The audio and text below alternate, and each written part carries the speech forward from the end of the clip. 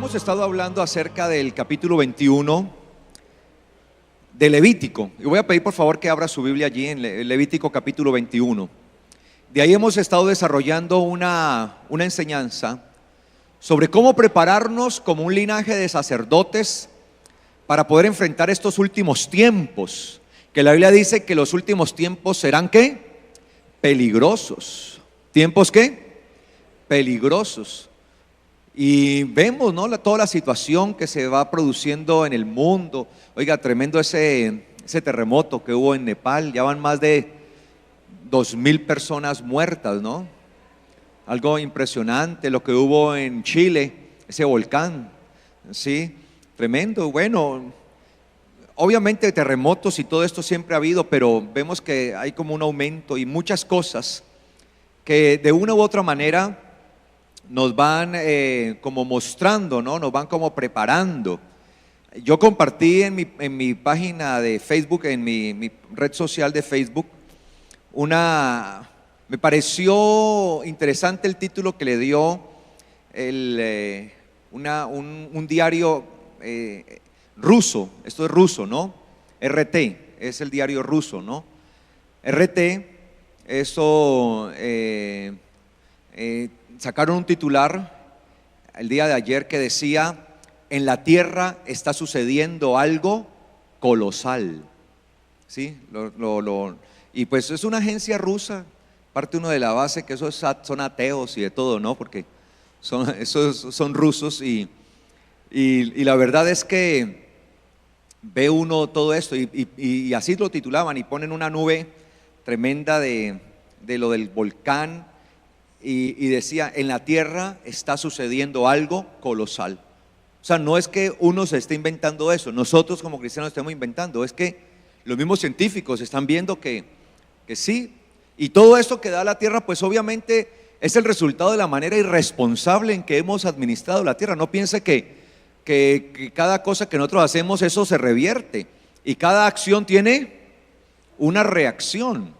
Por ejemplo, se han aumentado los terremotos en Estados Unidos como consecuencia de una práctica de extracción de crudo de petróleo llamada fracking, ¿cierto?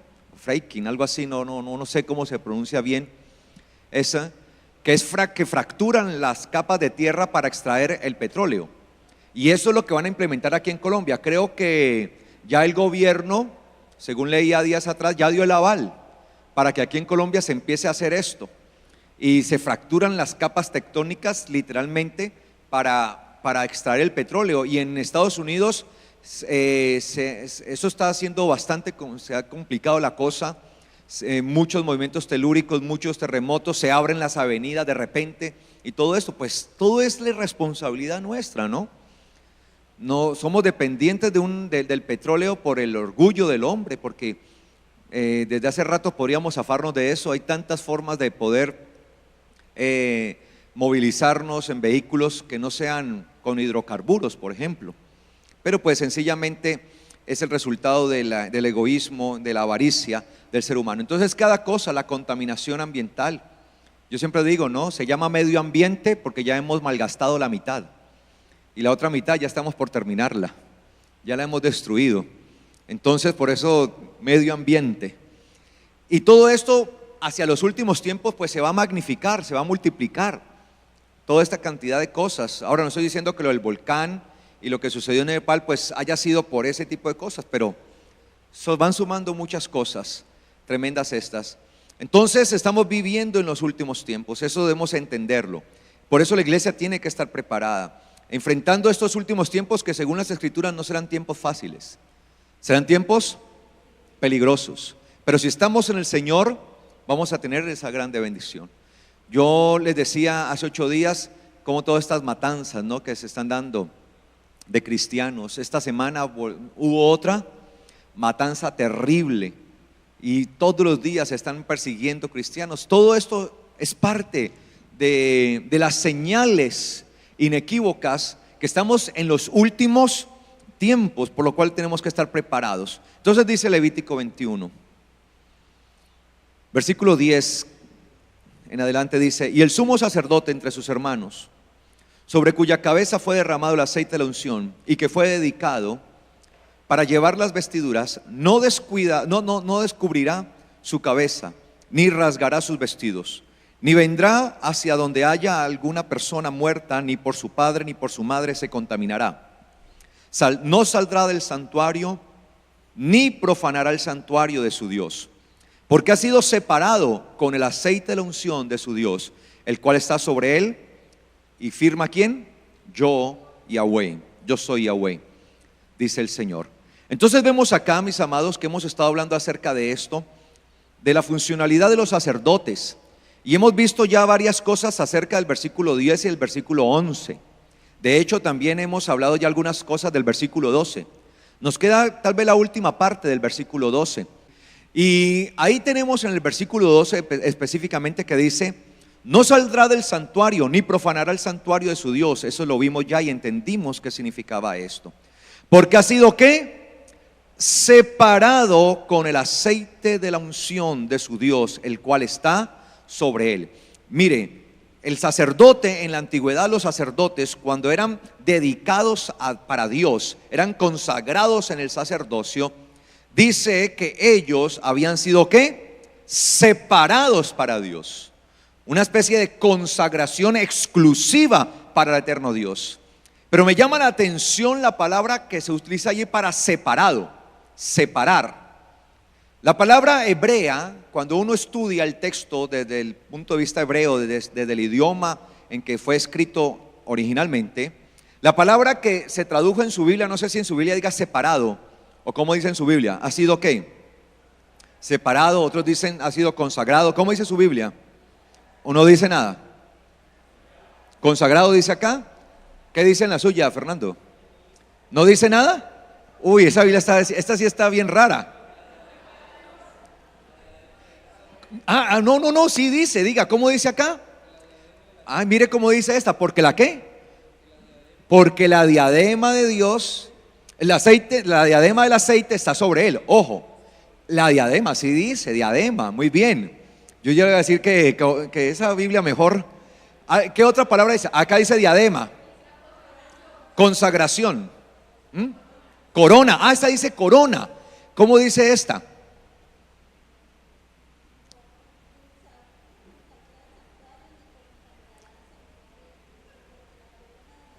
Porque la corona del aceite de la unción está sobre él. Mire cómo dice, mire que uno dice consagrado, dedicado, separado, en otro dice diadema, en otro corona.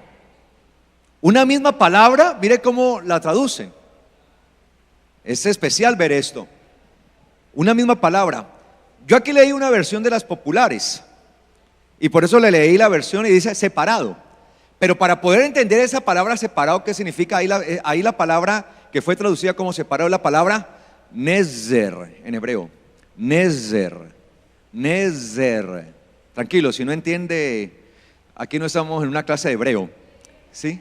Nezer. ¿Qué significa nezer en hebreo? Nezer en hebreo es corona. Corona. Nezer en hebreo es corona. ¿Qué es nezer en hebreo? Corona. Por eso esta Biblia dice diadema y la de allí que dice corona. Ahora, no está mal traducido en las otras que diga consagrado, separado o dedicado. No estoy diciendo que están equivocados, no. Porque es que cuando se colocaba una corona o una diadema sobre alguien, ese era el punto máximo ¿de qué? De la consagración.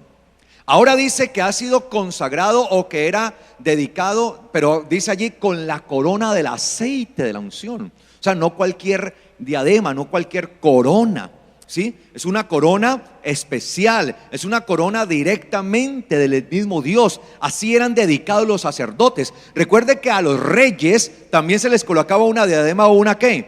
Corona. Y se les colocaba la corona porque era la forma pública de consagrarlo para un oficio. Entonces a David se le consagró en algún momento, ¿para qué? ¿Para hacer qué? Rey, y se puso sobre él una corona, y el pueblo veía la corona y había sido dedicado para ser rey. A los sacerdotes también se les colocaba una corona, una diadema, y esa diadema era especial, era una corona muy, muy especial.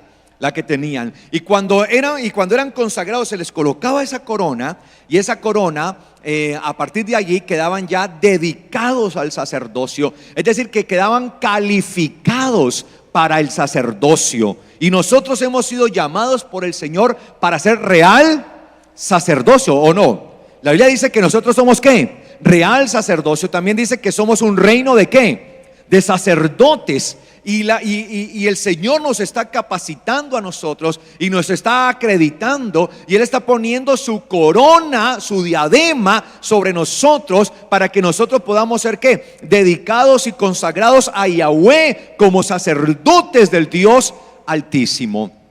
Entonces tenemos allí que la palabra Nezer significa diadema o significa corona. Y para eso vamos a ver algunas cosas de cómo era esto. Éxodo 29:6. Cuando leemos Éxodo 29, allí se nos muestra una serie de cosas que se debía hacer para consagrarlo a los sacerdotes. Lo que Moisés debería hacer para consagrar a Aarón, quien iba a ser el sumo sacerdote, y a sus hijos, quienes también iban a fungir como sacerdotes, no a fingir, ¿no? Fungir, ¿no? Como sacerdotes, ¿sí? Quienes iban a tener el trabajo de llevar esa dignidad sacerdotal. Y se nos habla de las vestiduras, y se nos habla que debían llevar una túnica, un manto y una cantidad de cosas con las cuales debían estar cubiertas. Pero quiero que vayamos específicamente al versículo 6 del capítulo 29. Y dice que lo último que se hacía después de tener preparado al sacerdote, lo último para que quedara totalmente consagrado era poner ¿qué? Dice el versículo 6: y pondrás un turbante. En algunas Biblias dice mitras, no sé qué otra. Turbante, ¿cuál dice turbante? Mitras. ¿Alguna otra palabra dicen? Tiara. Muy bien. ¿Alguna otra palabra? Bueno, allí eso es un turbante. Usted ha visto que los árabes se colocaban como una especie de paño o como una tela acá, ¿sí? Ese es un turbante. Eso es lo que aparece allí en las escrituras, ¿no? Como turbante, como mitra, como tiara, ¿sí? Ese es el turbante que aparece en las escrituras, ¿sí? Ese era un turbante. Y dice allí las escrituras: y pondrás el turbante sobre su cabeza, la cabeza del sacerdote, y sobre el turbante, es decir, sobre el turbante, dice, pondrás ¿qué? ¿La qué? La diadema sagrada. En algunas dice, otras dice, la corona sagrada, la diadema santa. ¿Ahí qué palabra aparece? Aparece la palabra Nezer, Nezer, que es la otra palabra, que es la palabra que estamos viendo, ¿no? Nezer. Es decir, que le estoy mostrando que la palabra Nezer significa ¿qué? Corona, diadema, una corona o una diadema de realeza, de bendición, ¿sí? Es una diadema de consagración, y era lo último que se le colocaba al sacerdote antes de derramar el aceite sobre él. Era una confirmación que ya había quedado acreditado. Por lo tanto, se derramaba el aceite cuando se le colocaba. El momento más especial de toda la vestidura que tenía era esa diadema gloriosa que llevaba sobre sí la persona. Entonces, esa diadema era una diadema especial. ¿Qué tenía esa diadema? Éxodo 39.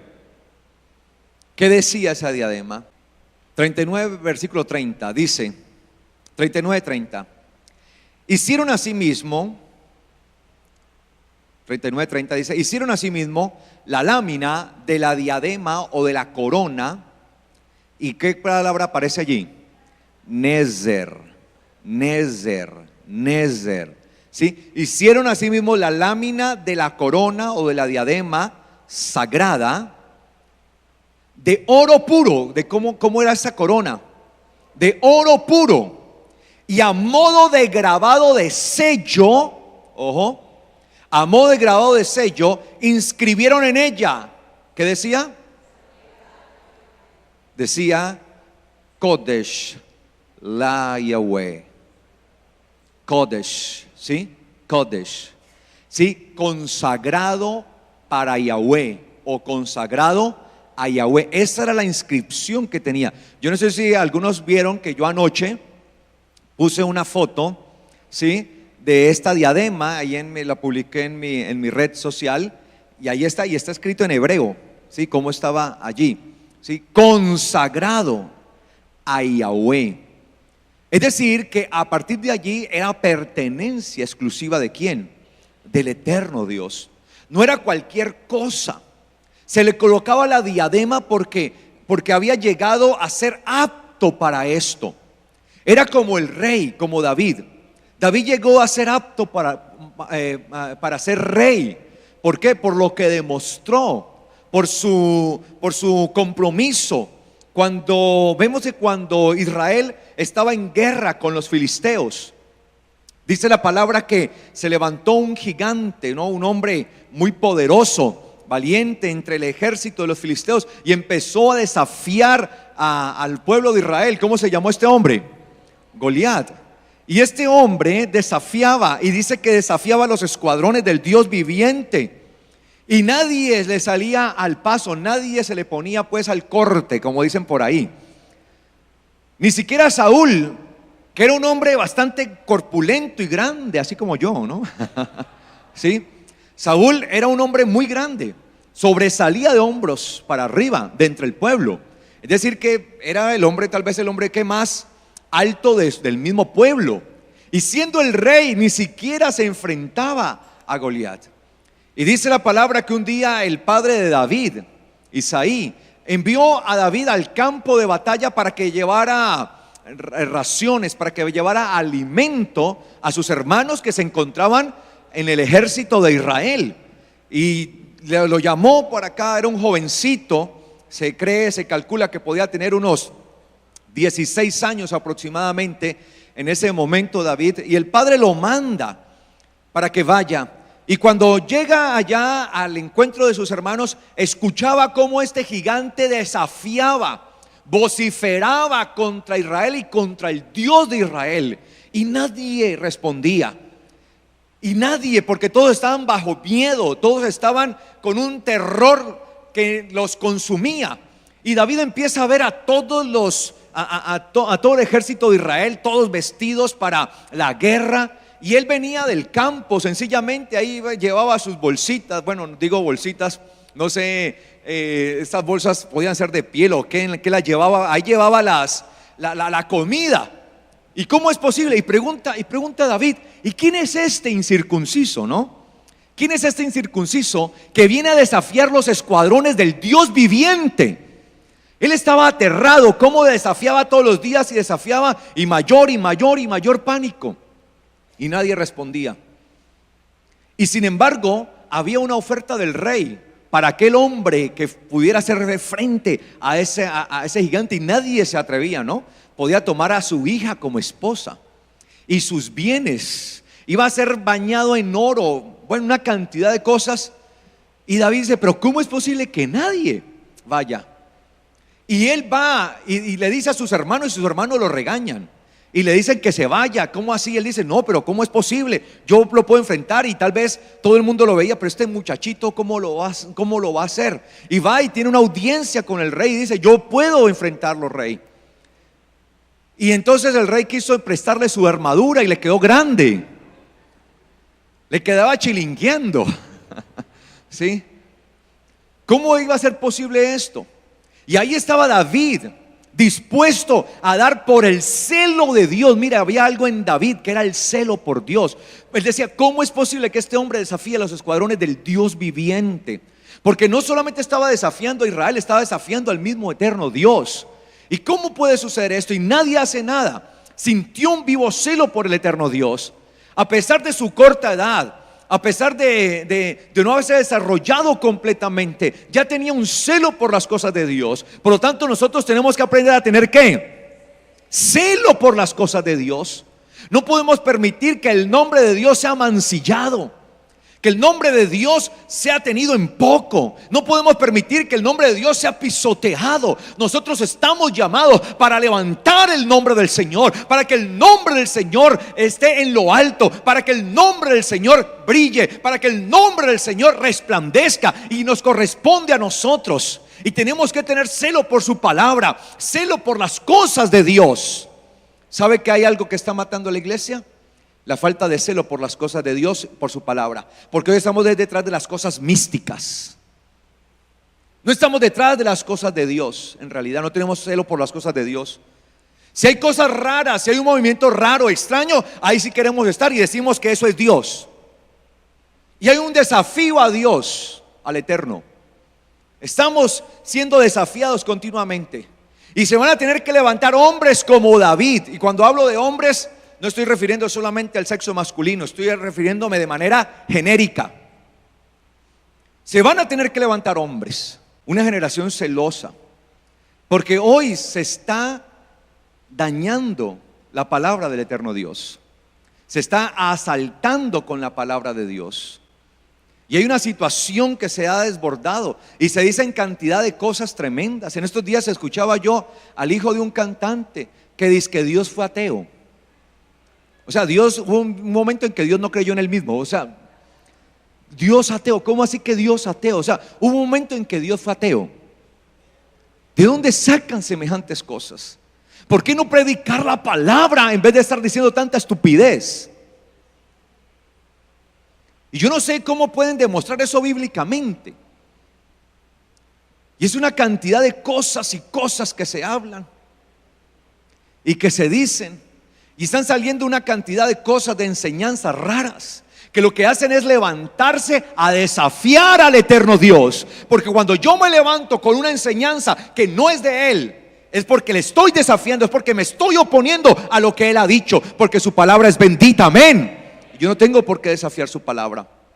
Nos corresponde a nosotros como hijos de Dios hablar única y exclusivamente lo que dice su palabra. Lo demás sobra. Y hay un desafío. Y por eso se tiene que levantar una iglesia ¿qué? Celosa. ¿Una iglesia qué? Celosa. Y ahí sentía David ese celo. ¿Cómo es posible que haya un desafío? ¿Cómo es posible que se esté desafiando al eterno Dios y nadie haga nada? Y me gusta que haya sido un jovencito el que lo determinó. Y yo sé que aquí hay muchos jóvenes y muchachos, escúchenme. Ustedes son esa generación que el Señor va a levantar para que su palabra sea predicada como es, amén. Creo que el Señor va a usar muchos los jóvenes, pero jóvenes comprometidos con el Señor, jóvenes que tengan celo por Dios, no que se dejen mover por las emociones, no que se dejen mover por las cosas y las circunstancias y aquí y allá, no, jóvenes que se mueven por la palabra, que están cimentados en la palabra y se van a levantar con ese celo de Dios y su palabra para poder hacer frente a toda esta cosa que se levanta, esta cosa gigantesca, porque parece un gigante. Pero porque el hecho que sea gigante no quiere decir que sea invencible. Y vemos entonces a David saliendo y no se puso, y a David le quisieron poner las ropas ¿de quién? Del rey. Es decir, a nosotros muchas veces el sistema nos va a querer poner ¿qué? Su ropaje, ¿no? Nos va a querer arropar y no, es que es así, es que es de esta manera, es que es de esto, aquello. Y no es fácil, mis amados, cuando uno empieza a desafiar al gigante, porque el gigante se va a oponer y van a empezar a hablar de uno. De mí dicen muchas cosas. Yo me he vuelto famoso en esta ciudad. Sí, me he vuelto famoso. Que yo estoy judaizando la iglesia, que le estoy enseñando cosas que no son. Y cantidad de pastores, todo esto, hablando. Y constantemente me estoy dando cuenta, no porque yo vaya a preguntar, vengo y me doy cuenta así. Uy, de ustedes están hablando de esto. Fulano de tal dijo esto. Yo, bueno, gloria a Dios. Se sienten de pronto amenazados, ¿no? Los gigantes. Porque yo soy celoso de la palabra y yo no voy a vender la palabra por nada. Y cuando David estaba allí, Le quisieron imponer las ropas que no eran adecuadas para él. Y él dijo, no, déjenme, yo estoy acostumbrado a batallar de otra manera. Y yo he peleado contra el oso y he peleado contra el león. Es decir que la persona, ¿sí?, que va a ser dedicada a Dios, tiene que ser una persona que está dispuesta a ¿qué? A darlo todo, a sacrificarse.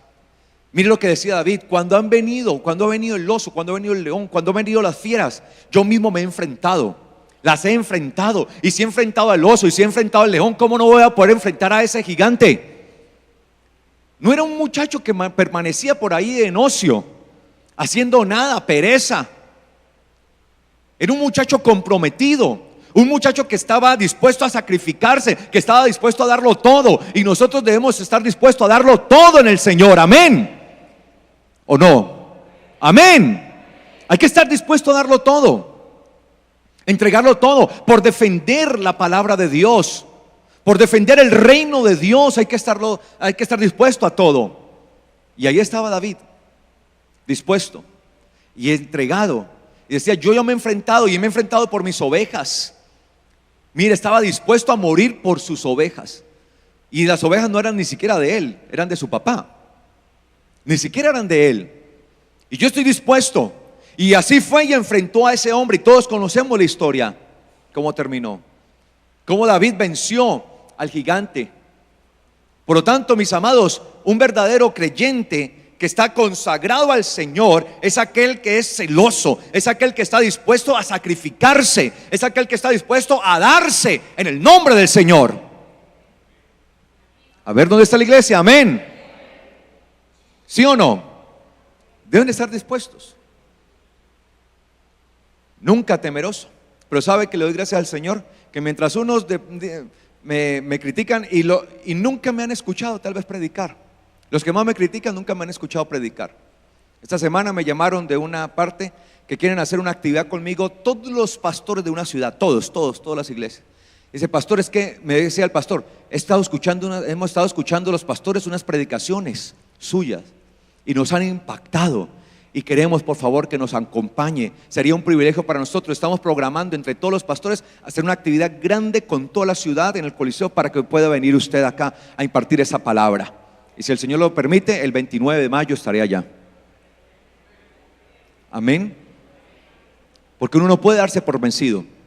Cuando yo hablaba con este pastor esta semana, y la forma en que él me hablaba, y me decía: pastor, es que le he escuchado y de verdad su ministerio nos ha tocado, y nos reunimos los pastores y queremos. Yo le decía: Señor, gracias, porque esto no es del que más corre, sino del que el Señor tiene misericordia. Amén. Lo importante es no cansarse, no darse por vencido. Cuando yo me doy cuenta de cosas, que se están hablando cosas que no son de mí, lo único que hago es darle gracias a Dios, y eso me fortalece más bien. Eso no me achicopala a mí, eso no me deja a mí. Más bien le doy gracias al Señor y bendigo a aquellas personas que de una u otra manera de pronto están tratando de dañar, ¿sí? Mucho cuidado, no vaya a esa iglesia, que allá lo van a judaizar. Pues si judaizar es esto, enseñar la verdad, pues entonces estoy judaizando. Si judaizar es enseñar la verdad. Pero qué bueno cuando nosotros nos ponemos allí, y cuando uno predica como debe ser, sin vender los principios, algo tiene que suceder. Y David no vendió sus principios. David sabía de quién era hijo. David sabía a qué pueblo pertenecía. Y por eso este muchachito de esa edad aproximada de 16 años, desde allí empezó a ser consagrado, desde ahí empezó a ser apto. Y por eso el día que fue consagrado como rey sobre Israel, el Señor lo había preparado. Y el Señor no escogió a otro, sino ¿a quién? A David. Porque los que eran consagrados con la diadema, con la corona, eran personas dedicadas al Señor, con un celo total por el Señor. Por lo tanto, sea el rey, o fuere el sacerdote, o fuere el profeta, tenían que ser personas celosas de las cosas de Dios. Tanto el rey, el profeta y el sacerdote tenían que estar dispuestos a dar su vida por las cosas de Dios. Tenían que estar dispuestos a sacrificar todo por el Señor. Y nosotros tenemos una dignidad que hemos sido llamados a ser sacerdotes del Dios Altísimo, amén. Y así como eran consagrados los sacerdotes, sobre nosotros también está la bendición, una diadema, una corona que dice consagrado a Yahweh. Consagrado a Yahweh, y nosotros hemos sido consagrados a Él, estamos santificados para Él, estamos separados para Él, y por eso entendemos, por eso el sacerdote llevaba esa corona, porque esa corona le recordaba para quién era que Él servía, para quién era que trabajaba, en manos de quién era que estaba, de quién era que dependía. Y nuestra corona es esa, depender del Señor, entender que es Él el que nos ha llamado, aleluya, amén. Él es el que nos ha llamado. Él es el que nos ha sostenido. Mire lo que dice Zacarías 9:16. Zacarías 9:16 dice: Yahweh su Dios los salvará en aquel día como rebaño de su pueblo, y como con corona de piedras preciosas será enaltecido en su tierra. Y la palabra que aparece ahí en corona es ¿qué? Nezer, ¿sí? Corona. Es el Señor el que nos salva. Llevar la corona del eterno Dios, de esa en algunas Biblias dice santidad a Yahweh, consagrado a Yahweh, consagrado para Yahweh. Cuando nosotros tenemos esa corona, sabemos a quién pertenecemos. Y dice que el Señor salvará a su rebaño. Yo quiero ser parte de ese rebaño, yo quiero ser parte de ese remanente, de ese pueblo que espera en el Señor y que ha sido consagrado a Él, que ha sido dedicado única y exclusivamente para Él, porque solamente en Él seremos enaltecidos. ¿Cuántos quieren ser enaltecidos en la tierra? Dice, serán enaltecidos en su tierra, serán puestos en alto. Llevar la corona del Señor, llevar su corona es estar ¿qué? En alto. Es estar ¿en dónde? En lo alto. ¿Quieres estar en lo alto? Lleva la corona del Señor. Pero el que lleva la corona del Señor es porque está deseoso de servirle, porque los sacerdotes estaban dispuestos al servicio, tanto de Dios como del pueblo. Eso era el sacerdocio. El sacerdocio no era para apacentarse a ellos mismos. Por eso el Señor le demandaba muchas veces a los sacerdotes en la antigüedad y le dice: ustedes se apacientan a ustedes mismos. Nosotros no estamos para apacentarnos nosotros mismos, estamos puestos es para servir. Ese es el propósito, amén, en nuestra vida. Ahí está el propósito glorioso. Y si queremos ser enaltecidos, si queremos ser puestos en lo alto, a donde hemos sido llamados, lo que tenemos que hacer es servir al Señor, amén. Estar en la salvación del Señor. Es un privilegio servir al Señor, es un privilegio estar en sus manos, es un privilegio pertenecer a Él. Por lo tanto vemos, mis amados, que nosotros estamos llamados a vivir, ¿sí?, en el Señor. Entonces, ¿cómo podemos entender estas coronas en nosotros? Bueno, vamos a ver algunas cosas, a ver hasta dónde llegamos. Empecemos con 2 de Timoteo 4:8. Leamos desde el versículo 1. Es que yo pongo 4:8, es la referencia, pero leamos del versículo 1. 2 de Timoteo 4, dice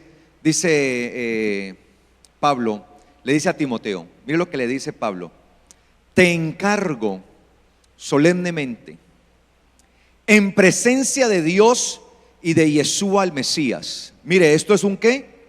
Esto es un encargo, esto es una demanda, ¿no?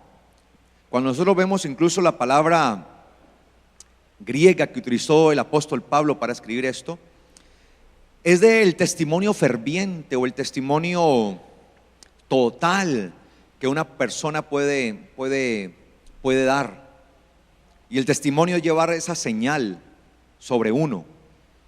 Y dice acá: te encargo fervientemente, solemnemente, ante Dios y delante de quién, de Yeshua el Mesías, destinado a juzgar a los vivos y a los muertos en su aparición, en su regreso, cuando venga en su regreso, en su reino, en su aparición y en su reino. ¿Qué debemos hacer? ¿Qué decía Pablo a Timoteo? ¿Qué? Predica la palabra. ¿Qué debe hacer el sacerdote de Dios? con ese celo que tiene, al tener la corona de Dios, la corona que le ha sido dada, como lo veíamos ahorita, les explicaba, esa corona que le ha sido puesta, que dice que consagrado a Yahweh, consagrado para Yahweh. Kodesh le Yahweh. Consagrado para Yahweh, consagrado para Él. Predica la palabra. Eso es parte de nuestra función, de lo que debemos hacer. Proclamar la palabra, divulgar la palabra, exponerla en público. De hecho, la palabra, la expresión que aparece allí como predica la palabra keruso, que en griego significa exposición pública, exponer públicamente. Entonces nosotros tenemos que aprender a llevar la palabra de manera que pública. Nosotros no podemos ser creyentes de la secreta, y muchas veces nos pasa eso. Exponer las escrituras, exponer nuestra vida aún públicamente. Predica la palabra, insiste a tiempo y fuera de tiempo, redarguye, exhorta y reprende con toda paciencia y enseñanza. Mira, uno tiene que aprender a corregir. ¿Es con qué? ¿Con qué se corrige? Con la enseñanza, con la doctrina. ¿Cómo se corrige? Con la doctrina, con la enseñanza. Es que se corrige. Usted quiere dar una buena corrección, hágalo a través de las escrituras. ¿Quiere corregir su vida? Hágalo a través de las escrituras. Por eso dice la palabra: ¿con qué limpiará el joven su camino? ¿Con qué? ¿Y la respuesta cuál es? Con guardar tu palabra. ¿Con qué compondrá el joven su camino? Con guardar tu palabra. Es a través de la palabra que se puede corregir. Y nosotros podemos corregir nuestra vida. Y si su vida se ha estado torciendo y si está chueca, no importa. Póngase en las manos del Señor, aprenda a vivir de su palabra, viva conforme a su voluntad, y usted verá en su vida un cambio radical. Pero es aprender a tomar determinación. Que es que yo no lo hago, pastor, porque mis papás, mi mamá, mi papá, ellos fueron esto, entonces yo también voy a hacer esto. No importa que haya sido de su padre, no importa que haya sido de su mamá, usted tiene la oportunidad de tener la bendición en el Señor, amén. Pero tome la decisión, como dice la escritura, y aprenda a corregir. Y dice con toda paciencia y enseñanza. Doctrina es con la enseñanza, con la doctrina. Por eso acá hacemos tanto énfasis en la doctrina. En estos días hablaba con un pastor, amigo, y me decía, no, estábamos hablando de eso, de pronto estábamos hablando como de las diferencias que tenemos en eso. Me decía, no, y como somos amigos, él me dice, Carlitos, ¿sí? No, Carlitos, no, la doctrina no es tan necesaria. Yo le decía, ¿cómo tú me dices a mí que la doctrina no es tan necesaria? Tú estás cerrado, le decía yo a él, estás cerrado. Por eso estamos viviendo y como estamos viviendo. La doctrina es totalmente necesaria. Es el fundamento de nosotros como creyentes. Por eso aquí hacemos tanto énfasis en la doctrina. Porque la doctrina es la que forma el carácter de la persona, del creyente. ¿Qué va a formar el carácter del creyente? La doctrina, la enseñanza. Un carácter semejante al de Yeshua, conforme a la imagen de Él, de acuerdo a su estatura. Pero hoy estamos basados en la visión. Él decía, no, tienes que darle importancia a la visión. ¿Y a qué llamamos visión muchas veces? A las estrategias que se desarrollan. Estrategias de una cosa, estrategias de otra, y muchas de estas estrategias ni siquiera tienen sentido bíblico. Y tienen como propósito esta estrategia simplemente llenar, atiborrar los templos de cantidad de gente, pero muchos de ellos no comprometidos, ni siquiera muchos de ellos han nacido de lo alto, han nacido de nuevo. Una cantidad de números de gente allí. Esto no se trata de meros números. Esto se trata de fundamentar a la gente en el conocimiento del Señor. A veces uno quisiera así tener miles y miles y miles y miles y miles. Pero he entendido algo, que lo que el Señor nos va dando es la capacidad que tenemos para ir adiestrando. ¿Para qué el Señor nos va a traer acá miles y miles y miles y miles si esos van a ser solamente montonera? Entonces acá los cientos que tenemos aquí, los tenemos porque son los que el Señor nos permite ¿qué? Adiestrar. Y a medida que vayamos teniendo la capacidad de adiestrar más, pues el Señor va a ir sumando, porque la salvación la da es Él, amén. Él es el que da el crecimiento, no nosotros. Pablo no se preocupaba tanto por eso decía, yo sembré, Apolo regó. Mire, ¿qué hacía Pablo? Sembrar. ¿Él qué sembraba? ¿Qué sembraba? ¿Qué es la semilla? La Biblia que enseña que la semilla ¿qué es? La palabra. ¿Qué es la semilla? La palabra. No una discusión que tuve yo con un pseudoapóstol por allá de Cúcuta. Sí, pseudoapóstol, un falso apóstol. Se dice que es rabino, apóstol, una cantidad de cosas. Yo no sé, son una cantidad de títulos. Que rabino, apóstol, ya que gran maestro, sabio, bueno, una cantidad de cosas. No, sí, le faltó sensei. Sí, le faltó eso, ¿no? De Cúcuta. Y lo tuve que confrontar y lo confronté y se molestó. Porque él enseñaba que la semilla es el dinero. El dinero. Entonces le digo yo a este tal rabino, y públicamente lo enfrenté. Pero ¿cómo así? ¿Cómo vas a enseñar eso? Si la palabra, y le mostraba por la palabra, que la Biblia dice, y la semilla es la palabra de Dios. Lo dice el mismo Señor cuando explica la parábola del sembrador. Él empezó a explicar cosa por cosa la parábola del sembrador. Y perfectamente dice, y la semilla que sembró es la palabra de Dios. No dice que es el dinero. Entonces vemos una cantidad de situaciones tremendas. Es la palabra. Entonces yo tengo que sembrar la palabra. Pablo dijo, yo sembré, y la palabra hay que administrarla. ¿Y Apolos qué hizo? Regó. Entonces nosotros estamos llamados a administrar ¿qué? La palabra. Uno la siembra, otro la cuida, le echa agüita, la mantiene, la manutención. Pero el crecimiento es por parte de nosotros. El crecimiento de esa planta, ¿quién lo va a dar? El Señor. Asimismo en la iglesia el crecimiento lo da el Señor. Nosotros tenemos que hacer nuestra parte. Y dice acá, porque vendrá tiempo cuando no soportarán la sana doctrina. ¿Sí? No la querrán, ¿no? No la soportarán. De esto yo he enseñado, ¿no? De ese texto. Sino que querrán que les hagan ¿qué? Que les hagan ¿qué? Cosquillitas, ¿no? Les hagan, ay, tan rico. Que les hagan cosquillitas, es decir, que les hablen de acuerdo a su conveniencia, lo que quieren oír. No, hábleme lo que yo quiero oír. Tremendo esto, les harán cosquillita. Por tal motivo se amontonarán alrededor de maestros conforme a sus concupiscencias, de acuerdo a como tienen el corazón, así mismo serán los que les lleguen a ellos, los que les enseñen. Y apartarán el oído de la verdad y serán extraviados hacia fábulas, mitos. Pero tú, sé sobrio en todo, soporta los sufrimientos, obra de evangelista y cumple tu ministerio. Dice Pablo, porque yo ya estoy para ser derramado como libación, ya estoy para ser dado como ofrenda. Y el tiempo de mi partida es inminente. He peleado la buena batalla, he acabado la carrera, he guardado la fe. Mire, eso era lo último, no lo de la corona.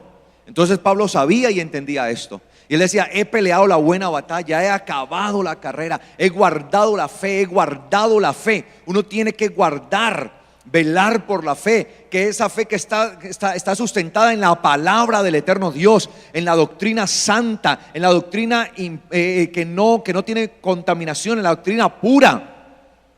Y dice acá, por lo demás, por tanto, me está reservada ¿qué? La corona de ¿qué? De justicia. Esa corona de consagración, ¿cómo se llama? ¿Corona de qué? De justicia. ¿Es corona de qué? De justicia. Mire, por tanto me está reservada la corona de justicia, la cual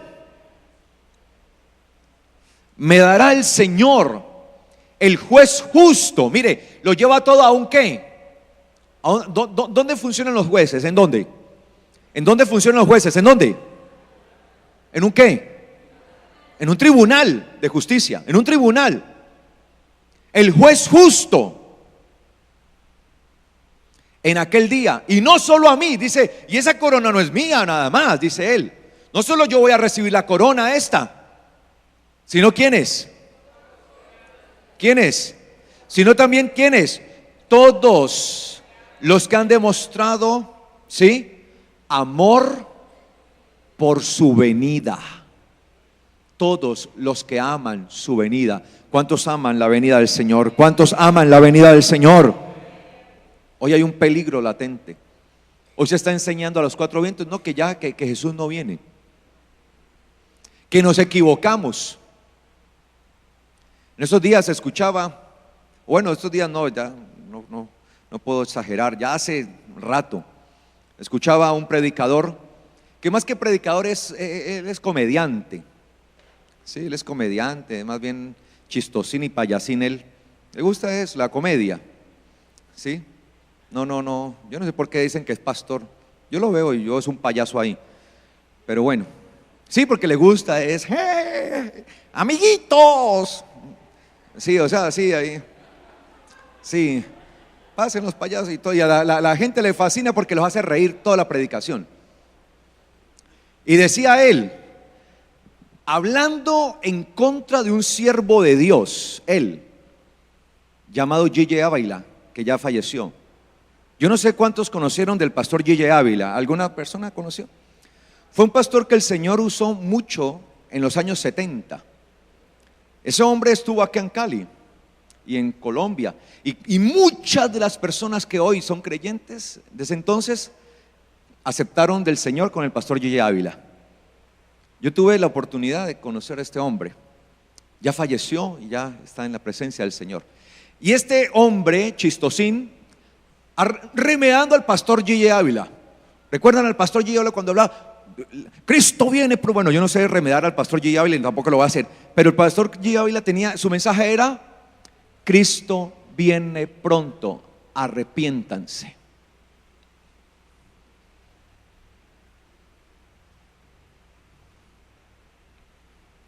¿Qué mensaje tan poderoso es? Cristo viene pronto, este hombre. Cristo viene pronto, arrepiéntanse. Y él allí imitándolo y como mofándose de él. Y luego como que cae en cuenta que está burlando de él. Y dice, no es que yo me quiera burlar de él, va diciendo él. No, ya se había burlado y no se quería burlar de él. De un hombre de estos, que entregó toda su vida a la predicación del Evangelio y de tan buen testimonio. Murió de anciano predicando. Y dice, y para completar, para poner la cereza del pastel, dice, eso que predicaban era un evangelio en cierta manera irresponsable. ¿Ah? O sea, que predicar de la venida del Señor era un evangelio irresponsable. Que porque ese evangelio lo único que hizo fue retrasar a la iglesia, meterla en un atraso. Que por que la gente, por estar esperando al Señor, entonces se atrasaron y ya no quisieron hacer nada más. Entonces hoy se está hablando en contra de esto. Y dice el apóstol Pablo que le dará al Señor la corona a aquel que le espera. Y qué lamentable, ¿no? Ahora por ahí también ha salido una predicadora que es más bruja que predicadora, con su nueva revelación, diciendo que Dios la llevó a la isla de Patmos, donde estuvo también el apóstol Juan, y allá le dio una nueva revelación. Ella le dio una revelación, y la revelación es que todo eso que dice Apocalipsis de que el Señor vendrá, que todo eso sencillamente ya se cumplió, era su tiempo, que eso no es literal, que el Señor no va a venir. Y literalmente en su libro lo dice, literalmente, porque es un libro sobre eso. Como tuvo una revelación, publicó su libro. Y literalmente dice que Jesucristo no vendrá, que eso no es así, que eso es un error, que la tierra va a ser transformada cuando la iglesia sea la que gobierna y posea todos los tesoros de esta tierra. La iglesia. Y si no, no, ¿para qué les digo que compren su libro? Porque van a perder la plata. Pero en el libro de ella lo dice así literalmente. Literalmente. Y es una mujer que mantiene viendo visiones y por aquí, visiones por allá. Cosa terrible. Y se ha desatado una persecución y es algo en contra de la enseñanza del regreso del Señor. Que no viene. El que murió, uno que murió estrellado en un avión días atrás, un predicador de estos, también era así. Él se mofaba y se burlaba. Nos decía ignorantes a los que creíamos en el regreso del Señor, que éramos una partida de ignorantes. Que eso no lo enseña la Biblia, que el Señor va a venir otra vez. Es algo tremendo. Entonces hay un ataque contra esa verdad. Y Pablo dice que el Señor dará la corona de justicia en aquel día, el juez justo. Mire, todo será en un tribunal para que quede esto acreditado como tal. Y dice que la corona de justicia, la palabra justicia en hebreo es la palabra tzedakah. Esa palabra tzedakah en hebreo significa sencillamente medida. ¿Qué significa? Medida. Es decir, cuando uno es justo, cuando actúa de acuerdo a qué, a la medida. Pero ¿la medida de qué? En este caso, obviamente, cuando se habla de justicia en las Escrituras, la medida es ¿qué? La Torá. La Torá. Por lo tanto, cuando yo soy justo, es porque estoy haciendo conforme a la justicia, es decir, conforme a qué, a la medida. Y no puedo ni irme más, ni faltarme. Tengo que estar justo a la medida de qué, de la Torá. Porque la Torá de Dios, su ley, su instrucción, es la medida que Él ha dado, con la cual será medida toda persona en el tribunal, con la cual será medida toda persona por el juez justo. El justo, o sea, justo, algo justo es algo que está ¿qué? A la medida. Por eso dice, uy, entró justico, ¿no? Es decir, a la medida, uy, esto me quedó justo, ¿no? Por eso usamos esas expresiones muchas veces. Porque es algo que está a la medida, que si se pasa 1 centímetro le quedó mal, y si le falta 1 centímetro le quedó mal. Justo a la medida, ¿no? Por eso uno siempre dice justo a la medida. Y tzedakah significa eso, medida. Es la medida de la Torá. ¿Con qué vamos a ser medidos el día del juicio en el Señor? ¿Con qué? Con la Torá.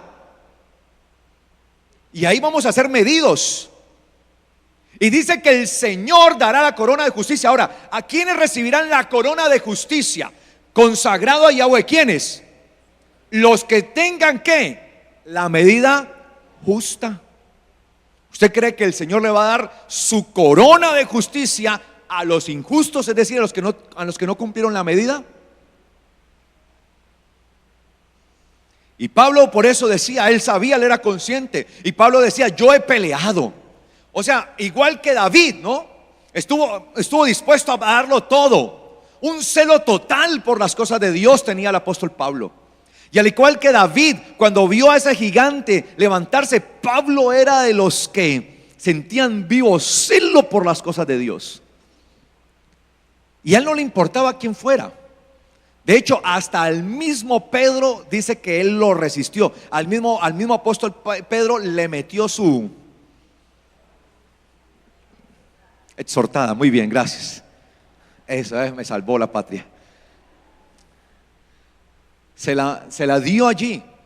Y yo creo que mucha gente veía en Pedro un hombre que muy respetable. No estoy diciendo que el apóstol Pedro era alguien malo, no. Alguien respetable. Era el apóstol Pedro.